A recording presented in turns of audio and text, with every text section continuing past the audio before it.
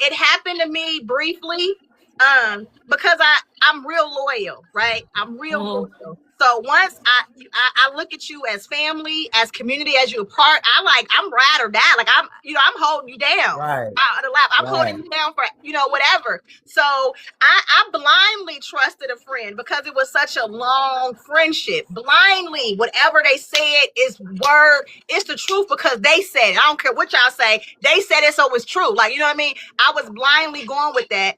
But after years, because that friendship eventually dissolved because they ghosted me. And I was going through so much stuff at the time that I had to let it go. Like, because normally it would have been wait, what's going on? Why are you acting like, it would have been that. But I didn't chase this friend. I just let it go because I was going through so much mentally, but personal stuff, I couldn't even deal with that. I was like, whatever that is, I can't even deal with that right now because I got a lot going on. So then time passed. And I was able to get what I had going on, handled. And I was able to look at the bigger picture. Other people start coming and telling me stuff from years and years ago. And I found out that this person ain't been my friend for a long time. And I'm sitting here riding that, like loyal. Oh my God, you can't tell me nothing. Sometimes we can't be like that. Sometimes we have to pay attention. And honestly, there were red flags leading up to that moment that should have let me look at it funny, but I had this loyalty, this blind loyalty to this person. I was ignoring any flag that came by. I was blocking them like, nah. And I mean, it was right there in my face. But sometimes we have to pay attention and we got to move differently. Everybody ain't supposed to be in our life. We hold on to some stuff that ain't supposed to be for us all the time. I want to tell you this story because you're making me think. You're getting on my nerves right now. That's good. That's what these conversations are supposed to do. Now you finna think about it and you finna learn from it. Well, I did already learn from it, but it took the passing away of that person's mother for me to separate myself.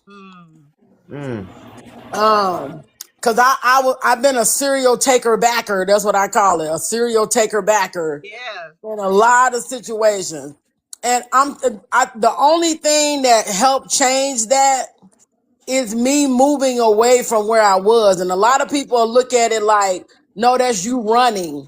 Sometimes you do need to get away to build your strength up. Yeah. So if you do have to go back, you'll be in a different position to deal with those people that will or try to be those, comebackers for you to be that serial taker backer. So I had a situation like that. Yeah, her mom passed in November, and it was like she always would tell me I'm one of her best friends. I don't even like the terminology because if you're a friend, you're a friend. It ain't no best or none of that. But the only way I found out was I happened to be on the phone with somebody, and I have great instinct, right? And it just hit me that I hadn't talked to her in a day or so. And it hit me to go on Facebook. And I went on Facebook, and the first thing that came up was, I lost my best friend today. And all I could think about was, I wasn't good enough for a text, a phone call, nothing. And right after that, I said, I got to step away. Because I couldn't get back to Cincinnati, to go to the funeral or anything like that. But it was the way she was acting, and I just said it was okay. I had to breathe, take a deep breath, and I walked away. Right. Sad that it took something so devastating, for you to see that. But sometimes that's what it takes. Again, we gotta pay attention to the flags when they red. It'd be like I said, we be looking at them flags. I've seen people mess with people's men, right? Like friends, homegirls, and the homegirl mess with the friend's man, and then they the man to be a big blow up or whatever, and it's all problems or whatever. And a couple of years later, they friends again. I would never want to be that person.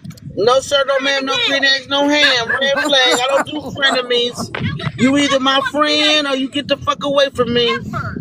I don't care how sorry you are. I don't care what kind of excuse you give me. And I'm not even talking about the man that messed around with the friend. You my friend. And as my friend, how dare you betray me like that? How And you dare think you? we can be friends again? We cannot ever be friends again. Ever. I have lost you. I have grieved you. You are no longer alive. It is over. But you know how I look at that, Julie? I look at that as we were